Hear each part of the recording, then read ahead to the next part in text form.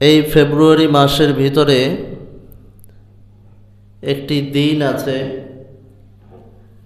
যেই দিনটিকে বিশ্ববাসী বিশ্ব ভালোবাসা দিবস নামে একটা বেহায়াপনা দিবস হিসাবে পালন করে। বলেন ঠিক কিনা? মানুষ জানে না এর ইতিহাস কোথায়, এটা কেন করতেছি, এটা আসলো কোথা থেকে, কিছুই জানে না। হুজুগে বাঙালি এবং যুবক যারা আছে এরা একটা জিনিস দেখলে এর উপরে উপচে পড়ে, অথচ এটার উপরে তাদের কোনো জ্ঞান নাই, জানে না, জানার চেষ্টাও করে না। এটা আমাদের সংস্কৃতি কিনা, এটা কোথা থেকে আসলো, এটা আমার জন্য কিনা, এটা করলে আল্লাহ বেজার হবে কিনা, রাসূল অসন্তুষ্ট হবে কিনা, এটা আমার ধর্মের সাথে যায় কিনা, আমার ইসলামের সাথে খাপ খায় কিনা, কোনো কিছু জাস্টিফাই না করে এরা ওই বেহায়াপনার উপরে উপচে পড়ে। এই যে ভ্যালেন্টাইন্স ডে, যেটাকে আমরা বিশ্ব ভালোবাসা দিবস নামে জানি, এটার উৎপত্তি কোথা থেকে, এটার ইতিহাস কি আমরা কেউ জানি? হাজার হাজার বছর আগে, অনেক প্রাচীন কালের ইতিহাস। সম্ভবত 270 সালে সেন্ট নামে একজন ব্যক্তি, একজন ধর্মযাজক, যাকে সেন্ট বলা হয়। এই ধর্মযাজক যারা ছিল, পশ্চিম সভ্যতার পশ্চিমারা ধর্মযাজকদের নামে বিভিন্ন জায়গার নাম রেখেছে। এই যে আমরা বাংলাদেশে জানি না সেন্ট মার্টিন, নাম শুনছেন? এই সেন্ট মার্টিন এটাও একজন ধর্মযাজকের নাম। এই সেন্ট মার্টিনেরও কিন্তু একটি দিবস আছে, আমরা জানি না। কত তারিখ জানেন? 11ই নভেম্বর। আবার এইটা পালন করতে যাইয়েন না। এই যে সেন্ট, একজন ধর্মযাজক, এই সেন্ট এতটাই খারাপ চরিত্রের ছিল, প্রচুর পরিমাণে জেনা ব্যভিচারে লিপ্ত ছিল। তৎকালীন যিনি বাদশাহ ছিলেন ক্লাডিয়াস, এই ক্লাডিয়াস একটু সৎ ছিল। এ চিন্তা করলো ধর্মের নামে এই জাতীয় অনৈতিক কাজ, এটা মানা যায় না। ওই সেন্টকে তিনি গ্রেপ্তার করলেন। গ্রেপ্তার করার পরে ওই জেলের যিনি কোস্ট গার্ড ছিলেন, ওনার মেয়ে ছিল অন্ধ, চোখে সমস্যা ছিল। আর এই সেন্ট, সে একজন ডাক্তার ছিল। একদিকে ধর্মযাজক, অপরদিকে তিনি ডাক্তারও ছিল, চিকিৎসক ছিল। তো ওই ব্যক্তি ওনার মেয়েকে চিকিৎসা করানোর জন্য ওই সেন্টের কাছে নিয়ে যায়। কিছুদিন চিকিৎসা করালে কিছুটা ভালো হয়ে আসে। একটা পর্যায়ে ওই সেন্ট ওই মেয়ের সাথেও জেনা করে। বলেন নাউজুবিল্লাহ। এরপরে 14ই ফেব্রুয়ারির এই তারিখে এই সেন্টকে বাদশাহ ফাঁসি দেয়। ফাঁসি দেওয়ার দীর্ঘ 200 বছর পর 496 খ্রিস্টাব্দে একজন পোপ, গ্লাসিয়ান নামে একজন পোপ, উনি এই দিনটাকে ভ্যালেন্টাইন্স ডে হিসেবে ঘোষণা করে। তারও 200 বছর পরে 496 খ্রিস্টাব্দে। এই ঘোষণা করার পর ওই থেকে এই বিশ্ব ভালোবাসা দিবস পালন শুরু হয়। কিন্তু এই সভ্যতা, যারা খ্রিস্টান, ইয়াহুদি, বিধর্মী, তারাও সকল রাষ্ট্রে গ্রহণ করে নাই। ফ্রান্সের মতো রাষ্ট্রে এটাকে স্বীকৃতি দেয় নাই। ইয়াহুদি রাষ্ট্র, অনেকগুলো ইয়াহুদি রাষ্ট্রই এইটাকে স্বীকৃতি দেয় নাই, বেহায়াপনাকে স্বীকৃতি দেয় নাই। মাত্র 2টা রাষ্ট্র, একটা হলো লন্ডন, ব্রিটেন, এটাকে আমরা লন্ডন বলি, এবং আমেরিকা। এই দুইটা রাষ্ট্র বিশ্ব ভালোবাসা দিবসকে ব্যাপকভাবে স্বীকৃতি দিয়েছে এবং লন্ডন এই দিবসটাকে বিশ্বব্যাপী ছড়িয়ে দেওয়ার জন্য প্রতি বছর কোটি কোটি ডলার ব্যয় করে এই দিনটির জন্য, এই বেহায়াপনাকে ছড়িয়ে দেওয়ার জন্য। এবার আসি, এই যে সেন্ট যার নামে এই দিবসটাকে শুরু করা হইল, এটা কি আমাদের ইসলামের সাথে যায়? কখনোই যায়? আমরা কি কখনো আবু বকর দিবস, ওমর দিবস, ওসমান দিবস, আলী দিবস করেছি? হ্যাঁ, কখনো আমরা এই নামে দিবস দিয়েছি? দেইনি। আমাদের আছে ঈদুল ফিতর, ঈদুল আজহা, মুহররম, আশুরা, হজ, সাওম, এগুলো হচ্ছে আমাদের। আমরা তো কোনো ব্যক্তিকেন্দ্রিক কোনো ধর্মের নামে এই জাতীয় দিবস দেই না। যেখানে আমাদের ধর্মের ভিতরেই এই জাতীয় কোনো দিবস নাই, ইসলামিকভাবেই যেখানে কোনো দিবস নাই, সেখানে একটা বেহায়াপনাকে স্বীকৃতি দিয়ে কিভাবে আমরা এই বেহায়াপনায় লিপ্ত হতে পারি? এই যে দিবসটা বিশ্বব্যাপী ছড়াইতে থাকলো, এই বাংলাদেশেও 1993 সালের আগে কিন্তু বাংলাদেশে এই বেহায়াপনা দিবস ছিল না। 1993 সালে শফিকুর রহমান নামে একজন ব্যক্তি, যিনি লন্ডনের বিশ্ববিদ্যালয়ে পড়াশোনা করছে, লন্ডনের সংস্কৃতিতে নিজেকে গড়ে বাংলাদেশে এসে 1993 সালে ঢোল বাদ্য বাজিয়ে এই দিবসটাকে শুরু করে। সেই 1993 সাল থেকে এই বাংলাদেশে এই বেহায়াপনা দিবস শুরু হয়ে গেছে এবং সেই থেকে শুরু করে এই বেহায়াপনা, এই ভালোবাসার নামে অনৈতিক কার্যকলাপ, এটা বাংলাদেশব্যাপী বিস্তৃতি লাভ করছে, যার ভিতরে আমাদের ঘরের মা বোনেরা এবং ছেলে সন্তানেরা কেহই এর থেকে রেহাই পাচ্ছে না।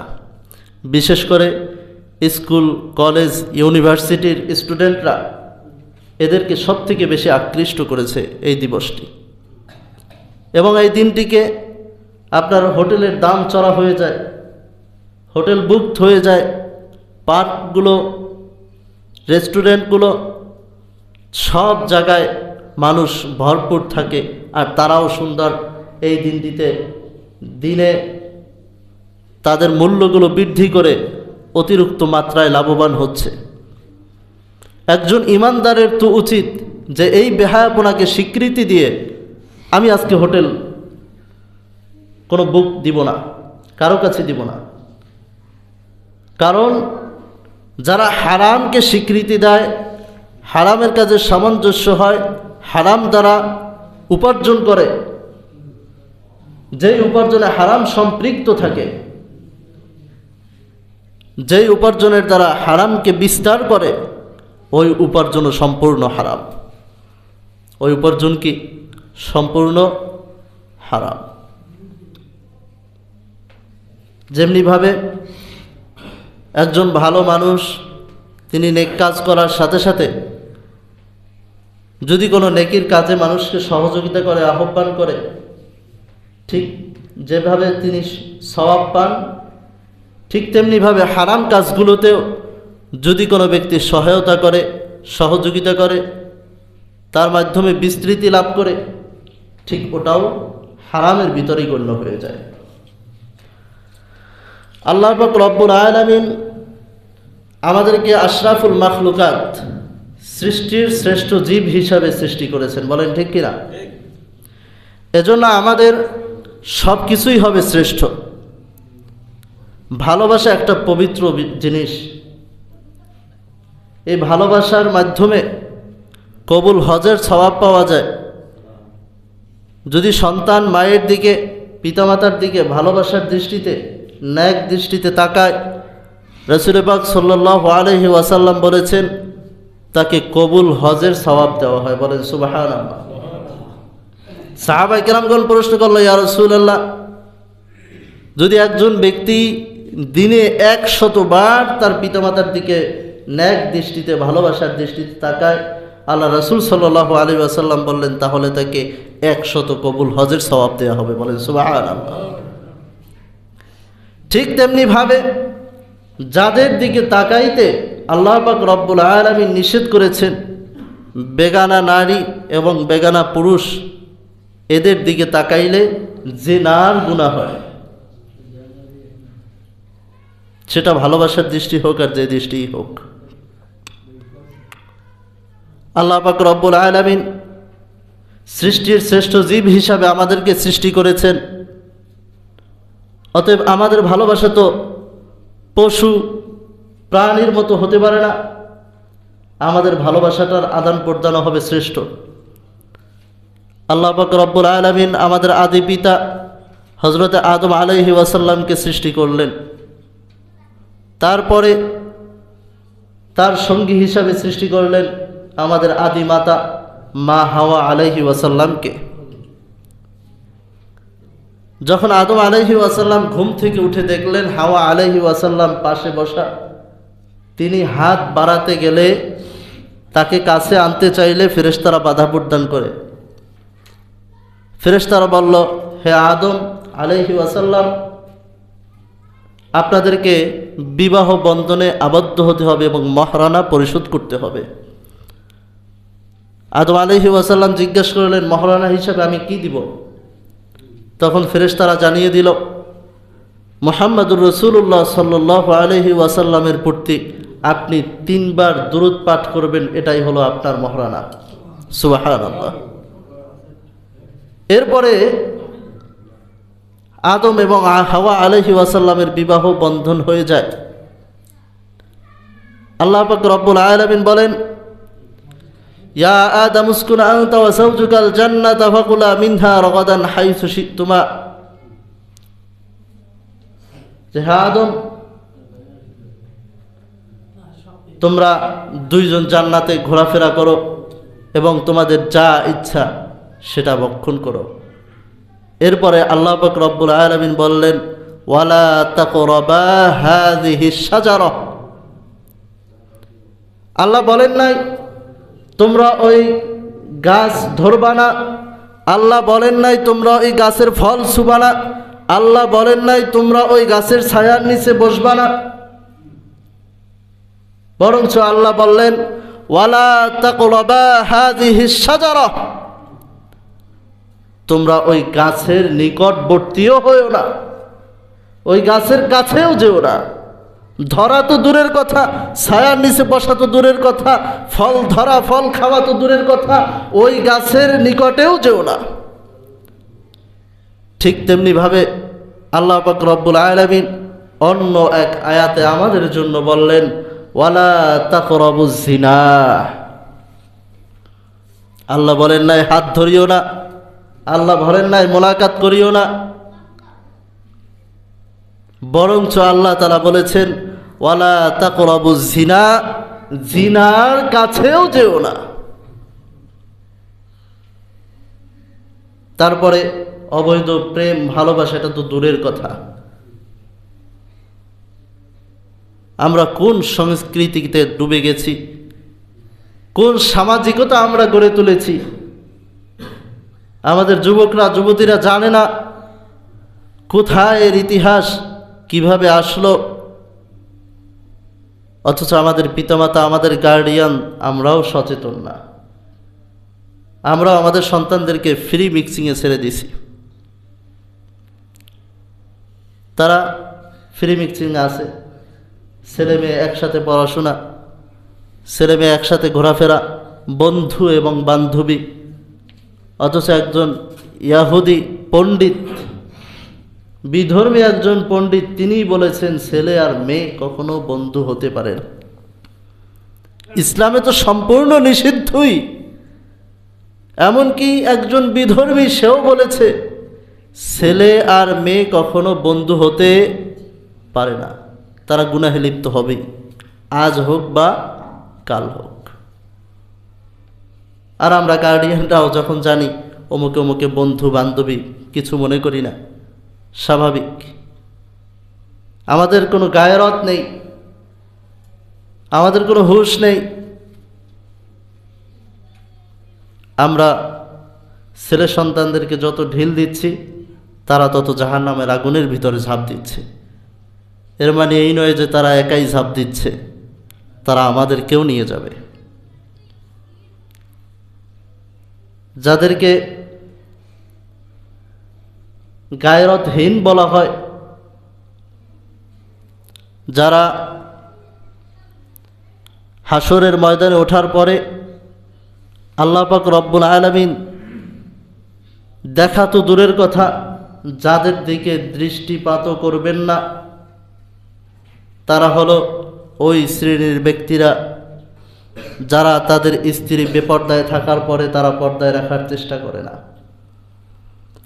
যারা তাদের ছেলে সন্তান বেহায়াপনা বিপর্দায় লিপ্ত হয়ে যায় কিন্তু তার কোনো মাথা ব্যথা থাকে না,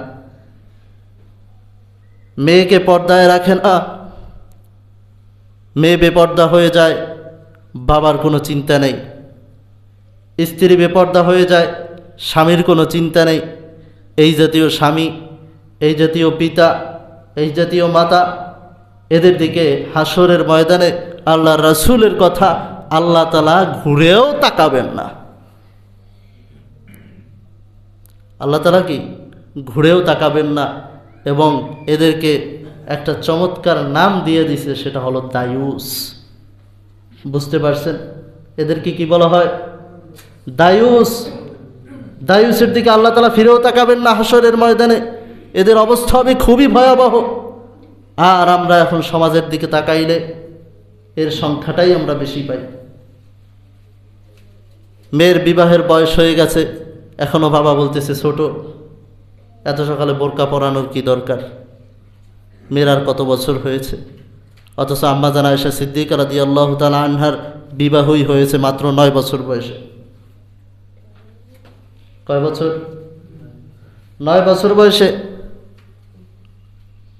আর আমাদের 16, 17, 18 বছর হয়ে যায়, এখনো আমাদের মেয়ে, আমাদের ছেলে আমাদের কাছে বাচ্চা। ছেলে 20, 21 বছর হয়ে গেছে, এখনো ঘুম থেকে ফজরের নামাজের জন্য জাগায় না। ছোট মানুষ বড় হলে নামাজ পড়বে। মেয়ে বেপর্দায় চলে গেছে, চিন্তা করে আটটু বড় হোক তারপরে পর্দা করবে। আবার কোনো কোনো বাপ মা পর্দার চিন্তাই মাথায় আনে না। এদেরকে আল্লাহ রাসূল দায়ুস বলেছে। এদের অবস্থা হবে জাহান্নামে, খুব ভয়াবহ। অতএব আমরা যেন এই দায়ুস নামটা আমাদের নামের সাথে লকবে না লাগাই, আমরা যেন কেউ দায়ুস না হই। আমাদের যাদের স্ত্রী আছে, স্ত্রীকে পর্দায় রাখার দায়িত্ব স্বামীর। পর্দায় রাখছে কিনা এই সম্পর্কে আল্লাহ তাআলা স্বামীকে জিজ্ঞাসাবাদ করবে। মেয়েকে পর্দায় রাখছে কিনা এ ব্যাপারে পিতামাতাকে জিজ্ঞাসাবাদ করা হবে, এবং বড় ভাই থাকলে তাকেও জিজ্ঞাসাবাদ করা হবে। সেও এই শাস্তির আওতায় আসবে। যদি ওই মেয়ের শুধু পিতামাতা না, যদি বড় কোনো ভাই থাকে, সেও এর দায় ভোগ করবে, কারণ সেও ওই মেয়ের অভিভাবক। এই শাস্তির আওতায় তিনিও আসবে। অতএব বলেন তো দেখি, আমাদের সন্তানগুলোকে পর্দায় রাখার দরকার আছে কিনা? আমাদের ছেলেগুলোকে ভালো পথে, সৎ পথে, আদর্শবান রাসূলের আদর্শে গড়ে নামাজিওয়ালা যুবক তৈরি করার দরকার আছে কিনা? অথচ আমরা এইটা না করে সন্তানকে ছেড়ে দেই। যখন দেখি সন্তান আমার কথা শোনে না, যখন দেখি সন্তান আর বাবা মারে গোনায় ধরে না, একটা কথা বললে 5টা কথা শুনিয়ে দেয়, ঝাড়ি মেরে বসাই রাখে, তখন আসে, হুজুর ছেলেটা বিপথে চলে গেছে, দোয়া চাই, একটু যদি লাইনে আনা যাইতো। গ্রাম বাংলার কথা আছে, কাঁচা না নোয়ালে বাস, পাকলে করে ঠাস ঠাস। ওটা তো ছোটবেলা থেকে করতে হবে। ছোটবেলায় ছেড়ে দিবেন, আর বড় হলে তখন কন্ট্রোল করতে চাবেন, উল্টা আপনাকে পিটানি দিবে। আপনি ছোটবেলায় শাসন করবেন না, বড় হলে আপনাকে ও শাসন করবে। সিদ্ধান্ত আপনি নিন, আপনি শাসন করবেন না, আপনি শাসন নিবেন। যেই সন্তানগুলোকে ছোটবেলায় সুশিক্ষায় শিক্ষিত করা হয় না, পিতামাতা অন্যায় পথে শাসন করে না, ভালো কাজের জন্য শাসন রাখে না, ওই সন্তানেরা বড় হয়ে পিতামাতাকেই শাসন করে, পিতামাতার সামনে থেকে খাবার ছিনিয়ে নেয়, পিতামাতাকে ঘাট ধাক্কা দিয়ে ঘর থেকে বের করে দেয়, এমনকি গায়ে হাত দিতেও দ্বিধাবোধ করে না। কারণ তার ভিতরে ইসলামের সুশিক্ষাটা আর থাকে না, আল্লাহর ভয়টা থাকে না, যার কারণে সর্বপ্রথম বিপদের সম্মুখীন দুনিয়াতে ওই পিতামাতাকেই হতে হয়। আর আখেরাতের যে পিটানি সেটা তো আছেই, কবরের যে আযাব সেটা তো আছেই। অতএব আমরা সচেতন হই। এই বিশ্ব বেহায়াপনা দিবস, ভ্যালেন্টাইন্স ডে নামে, বিশ্ব ভালোবাসা দিবস নামে যেই বেহায়াপনা দিবস, এটা আমরা আমাদের সাধ্য অনুযায়ী আমাদের সমাজকে আমরা রক্ষা করব, আমাদের সমাজ থেকে আমরা এই বেহায়াপনা বিতাড়িত করব এবং আমাদের সন্তানগুলোকে ইসলামের আদর্শবান হিসেবে গড়ে তুলব এবং দ্বীনের আলো, ইসলামের আলোয় এদেরকে গড়ে তুলব। যারা বড় হয়ে গেছে এদেরকে বুঝাবেন, আর যারা ছোট আছে এদেরকে এখনই শাসন প্রয়োজন হলে শাসন, আদর প্রয়োজন হলে আদর, ভালোবাসা প্রয়োজন হলে ভালোবাসা। কখনোই মনে করবেন না ছেলেটা ছোট, এখন এত শাসনের দরকার নেই, তাহলেই কিন্তু ভুল করবেন। যদি ছেলে ছোটোবেলায়, মেয়ে ছোটোবেলায় গড়তে না পারেন, ছোটোবেলায় যদি তারকে বোরকা না পরান, বড় হলে কিন্তু সে বোরকা পরতে লজ্জাবোধ করবে, বড় হলে সে আর বোরকা পরতে চাবে না। চিন্তা করবে এতদিন বেপরদায় চলেছি, আজকে যদি হঠাৎ বোরকা পরে ফেলি তাহলে মানুষ বলবে বুজুর্গ হয়ে গেছি, ওই মুখ লজ্জায় সে আর বোরকা পরবে না।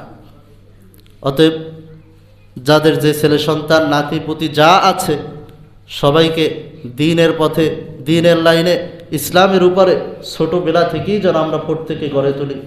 আমাদের যুবক ভাইরা যারা আছি আমরা যেন ইসলামের উপর ইস্তেকামাত থাকি, হারামের দিকে ঝুঁকে না পড়ি। বিশেষ করে গান বাজনা যেটা সামাজিক ব্যাধি, এটা এমন একটা ব্যাধি, আজকে 2-3টা যুবক মিলে এখানে গান বাদ্য বাজাবে আর এর মাধ্যমে গোটা এলাকাবাসী যত মানুষ আছে অত্র এলাকার মধ্যে সবাই গুনাহগার হবে। কেন গুনাহগার হবে? আমরু বিল মারুফ নাহি আনিল মুনকার, এই যে সৎ কাজের আদেশ, অসৎ কাজে নিষেধ, আমাদের জন্য যেটা ফরজ করা দেওয়া হয়েছে। সৎ কাজের আদেশ করা কি ফরজ, অসৎ কাজে নিষেধ করা ফরজ। যখন ওই 2-3টা যুবক এই যে সামাজিক ওপেনলি একটা হারাম কাজ করতেছে, এর দ্বারা সবাই অতিষ্ঠ হচ্ছে, কেউ বাধা দিতেছে না, তখন এই বাধা না দেওয়ার কারণে সবাই গুনাহগার হবে। যেখানে হাদিস শরীফের ভিতরে বলা হয়েছে মান রাআ মিনকুম মুনকারান ফালিয়ুগাইয়িরহু বিয়াদিহি, যদি তুমি কোনো অন্যায় কাজ দেখো তাহলে সর্বপ্রথম তোমার হাত দ্বারা প্রতিহত করো। যদি তোমার হাত দ্বারা প্রতিহত করার মতো শক্তি না থাকে, তোমার শক্তি নেই, তুমি দুর্বল, মান রাআ মিনকুম ফালিয়ুগাইয়িরহু বিয়াদিহি ফাইল্লাম ইয়াস্তাতি' ফাবিলিসানিহি, তখন তুমি তোমার জবান দ্বারা প্রতিহত করো, তোমার মুখ দ্বারা, তোমার জিহ্বা দ্বারা যতটা সম্ভব সেখানে বাধা প্রদান করো। যদি সেটাও তোমার পক্ষে সম্ভব না হয়, ফাইল্লাম ইয়াস্তাতি' ফাবিকলবিহি, তাহলে তুমি ওই কাজটাকে অন্তর দ্বারা ঘৃণা করো। একই সাথে চিন্তা ভাবনা করতে থাকো কিভাবে এটাকে পরিকল্পনা করা যায়, কারে ধরলে, কে আছে ক্ষমতাবান, তাকে ধরলে সে বললে থামবে, কিভাবে এই পাপটাকে থামানো যায় এই চিন্তাধারা করতে থাকো এবং অন্তর দ্বারা এটাকে ঘৃণা করতে থাকো। 3টা ধাপ দেওয়া হয়েছে। 1 নম্বরে হাত দ্বারা প্রতিহত করো, ক্ষমতা না থাকলে জবান দ্বারা প্রতিহত করো, তাও যদি ক্ষমতা না থাকে অন্তর দ্বারা ঘৃণা করো। ওয়াযালিকা আদআফুল ঈমান, এটা হলো ঈমানের শেষ পর্যায়ে, সর্বনিম্ন স্তর। এরপরেও তোমাকে ওই অন্যায়ের প্রতিবাদ জানাতে হবে।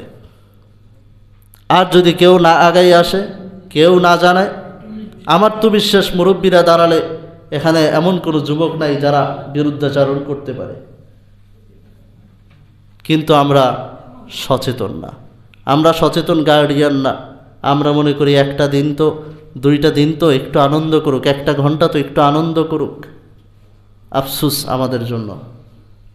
হারাম তো হারামই, সেটা অল্প হোক আর বেশি হোক। 1 গ্লাস দুধের ভিতরে 1 ফোঁটা পেশাবই যথেষ্ট। যদি 1 ফোঁটা পেশাব দিয়ে আপনার সামনে ধরা হয়, আপনি ওই দুধটা গ্রহণ করবেন না। তো 1 গ্লাস দুধের ভিতরে 1 গ্লাস পেশাব দেওয়াও যেমন, 1 ফোঁটা পেশাব দেওয়াও তেমন। খাবেন কেউ গ্রহণ করবেন এই দুধ? করবেন না। অতএব হারাম ওটা কম হলেও হারাম, বেশি হলেও হারাম। অতএব আল্লাহ তাআলা আমাদেরকে সহি বুঝ দান করুক, আমাদের এই সমাজকে পাপাচার থেকে হেফাজত করুক, গুনাহ থেকে হেফাজত করুক। শুরু লগ্ন থেকে এই পর্যন্ত যা কিছু আলোচনা হয়েছে বক্তা শ্রোতা উভয়কের উপরে নেক আমল করার তৌফিক দান করুক। সকলে পড়েন আমিন। ওয়া আখির দাওয়ানা আনিল হামদুলিল্লাহি রাব্বিল আলামিন।